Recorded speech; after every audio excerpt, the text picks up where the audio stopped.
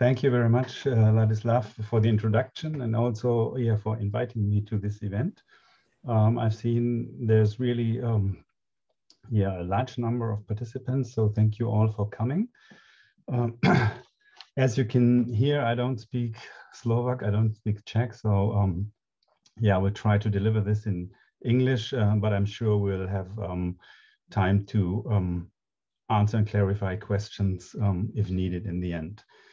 So, thanks for organizing this event. My name is Meinhard Kettler, as Ladislav just said. I work for ProQuest for about 6 years, and I'm talking today about ProQuest Dissertations and Theses. I would like to reintroduce this database to you and also inform you about participation options. And all of this is free of charge, as you can see in the title. At least this is what I have understood from the Slovak or subtitle. Let me move on. So a short introduction of ProQuest Dissertations and Theses Global to those who don't know this database. The name is very long, so we normally use the short acronym PQDT. All of this was established in 1939 already, so more than 80 years ago, and it started with microfilming US dissertations under the company name UMI. Today, PQDT is the official offsite repository for theses or dissertations of the Library of Congress. So there might be some confusion between theses and dissertations. So dissertations is the English word in the US that is used for a PhD work, whereas in the UK it's rather a master's work, and the other way around. So please bear with me, I'm using either thesis and dissertation, but the focus is on PhD, doctoral dissertations and theses. So why is this collection important? It is not only a huge collection, as it is started so long ago already, but there is new and unpublished primary resource content in dissertations. So this is normally not yet published in journal articles. And also you will find very extensive research and often on niche topics, which is also important. So there's hardly any topic that you do not find a dissertation about. For PQDT, one of the main values is the aggregated full text. There are many repositories around that link to individual theses and dissertations from all over the world, but there's hardly any aggregation that really indexes the full text so that a search within the full text of all those dissertations is possible. A few numbers here, we have 5 million works in PQDT and 2.7 million are in full text of those. We have more than 4,000 university contributors from around the world, and we add an average of 200,000 works each year. And as I already said, there is a high coverage. It does not go back to only 1939, but there are very old and precious works dating back to 1637 in the database.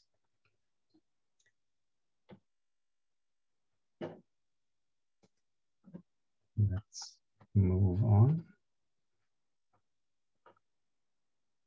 It doesn't react. I think you still see the same slide. Oh yeah, here we are. This is about amplifying your research today. So we would not only talk about the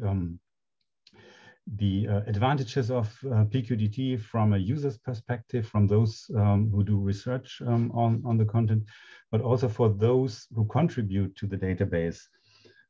So making research easily discoverable to the community of scholars amplifies the reach, both for the institution and the individual researcher, the author. So here is a quote from Maria Fram-Arp, the director of the Library University of Johannesburg. This is one of our contributors that started to submit dissertation and thesis to PQDT last year. She says, we are particularly committed to sharing our findings in order to establish stronger research collaborations.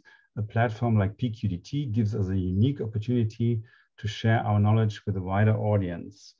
So those schools who have agreed to submit to PQDT are interested in finding as many ways to promote their authors' research output as possible.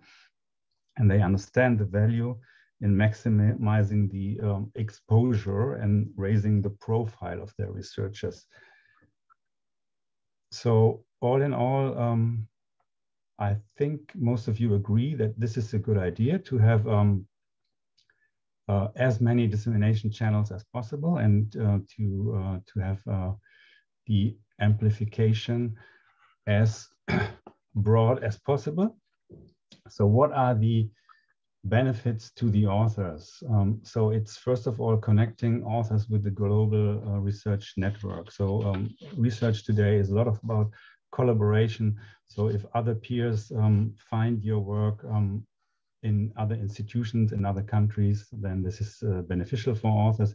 We've also detected that it's important for authors that leave academia for job searches. So we have corporate customers of this database that look not only for specific topics, but also for interesting candidates to hire.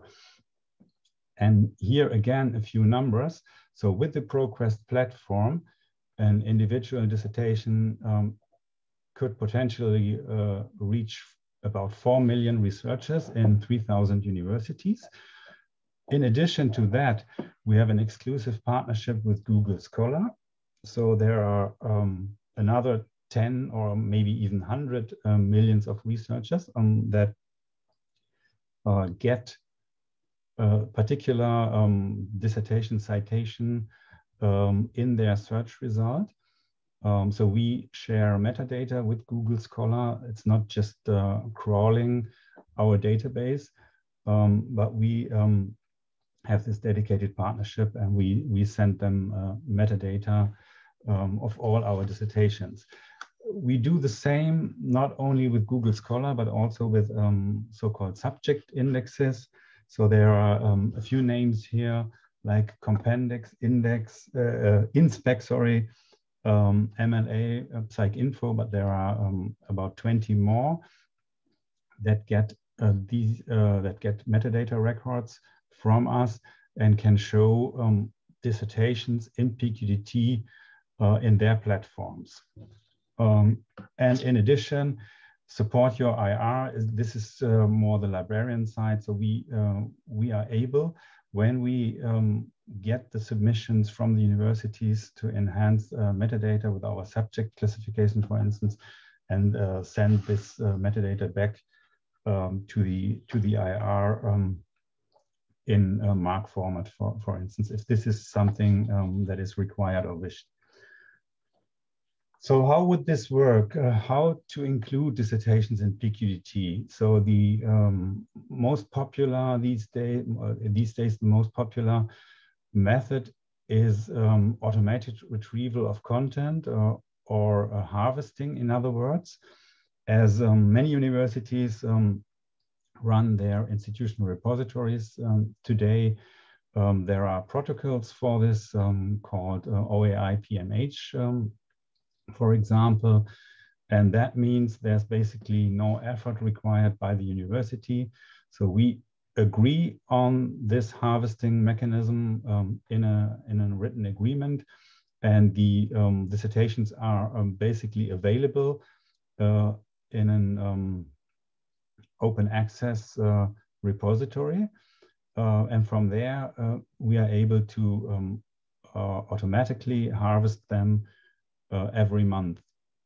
And this is, of course, something that we need to agree on with the university. We need to agree on the scope and also the publication year. So it could be with backfile, without backfile.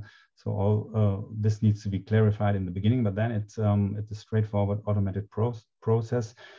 And when we have harvested the works, our editors create metadata or work on the existing metadata records. As I said, we add subject terms, we add keywords or anything else that is missing. For that reason, we are interested, especially when English language metadata is available.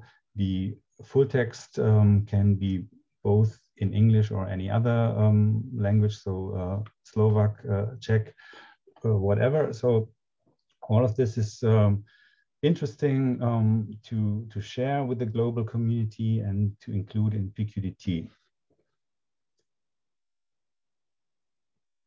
So here's just another method called ETD Administrator. This is an online system.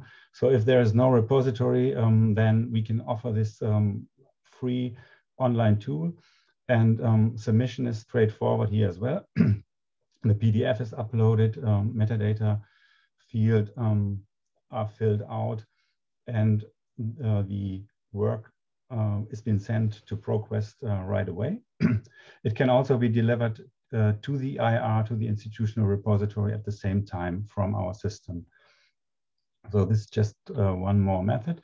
And it's just important to mention the copyright and the protection of the author content. So I would like to stress that authors retain copyright and ownership.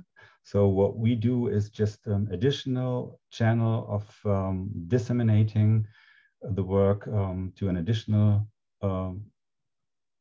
audience, basically an international audience. So ProQuest's use of the author's research is non-exclusive. If there are any embargoes, we can accommodate this, and of course we are obliged to do this. So we would only harvest individual works when the embargo is lifted. So if there are patents pending or whatever, so there are various reasons why the work could be embargoed for half a year or more.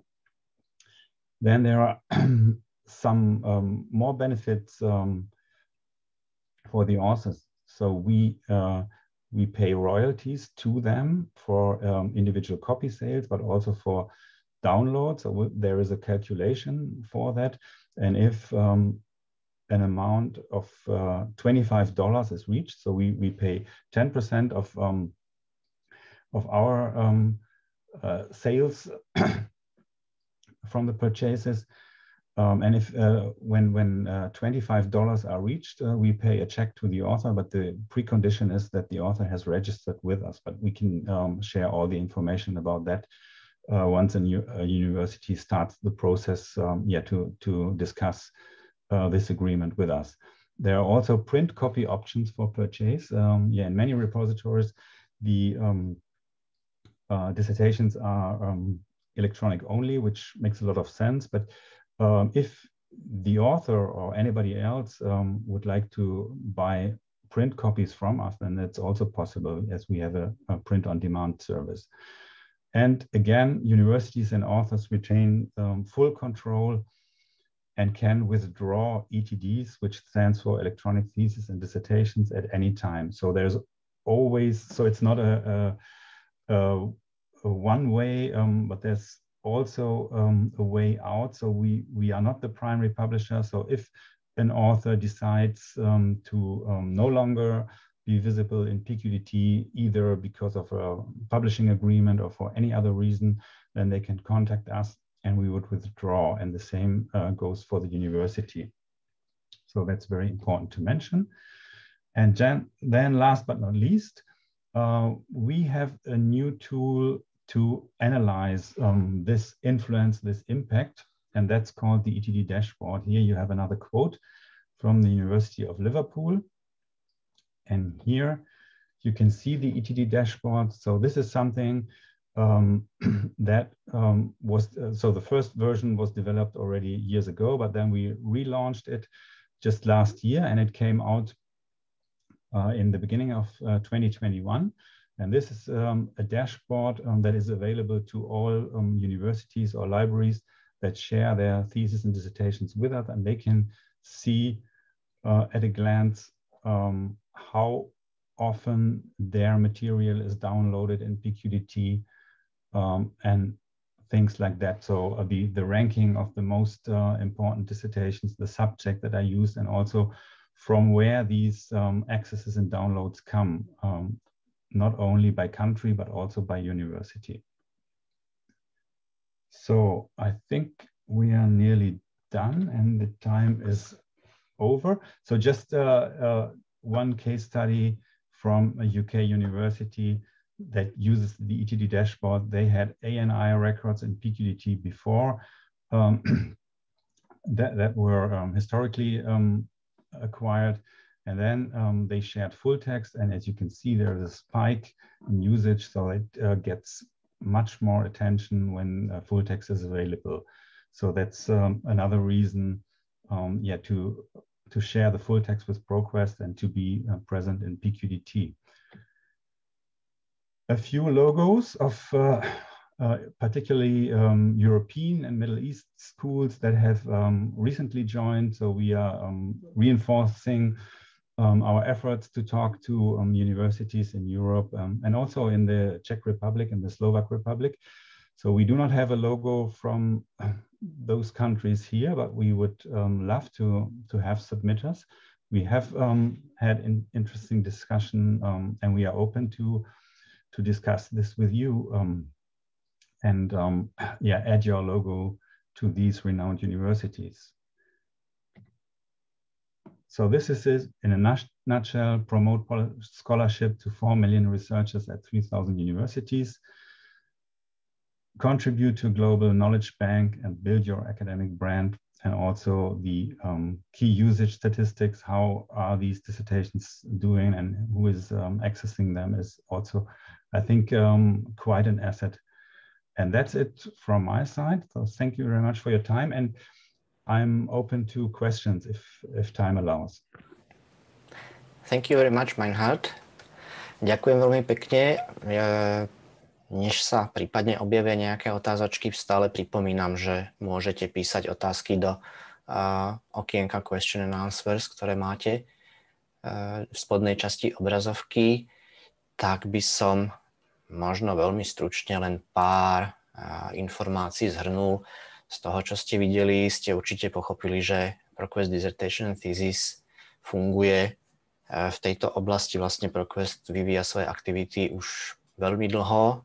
Začínali ešte s mikrofishmi, takže ako ste mohli z tej prezentácie vidieť, a na konci to bolo opäť spomenuté, publikovaním a poskytnutím záverečných prác do databáz ProQuest vlastne získa vaša univerzita ďalšiu možnosť prezentácie toho, čo robí, aké má výstupy. Sedí to do toho procesu, ktorý som ukazoval na začiatku, takže máte o mnoho širšie publikum k dispozícii z celého sveta a na strane druhej, snáď ste to z toho tiež pochopili, univerzita, pokiaľ teda sa dohodne na tej zmluvnej spolupráci s ProQuestom, tak má plnú kontrolu nad tým, čo a akým spôsobom do ProQuestu poskytuje, ako je to viditeľné a prípadne i pokiaľ bude treba, tak aj aby sa niečo stiahlo. Spýtam sa ešte raz kolegyne, či je nejaká otázočka. Máme jednu otázku. Meinhard, we have one question.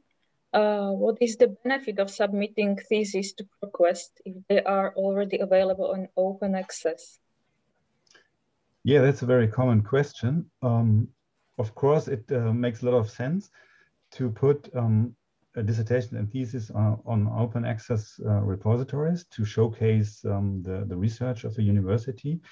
On the other hand, it can be cumbersome for users from all over the world to find these repositories, especially if they're in other countries and in foreign languages. So we see PQDT as an additional dissemination channel to reach even more people, more interested researchers, and that's why we think it makes a lot of sense. And there is hardly any overlap between the two ways of dissemination. So as many channels as possible, I would say. Thank you, Meinhard. Thank you. Ďalšie otázky nevidím. OK, ďakujem veľmi pekne. Thank you very much, Meinhard, for your presentation.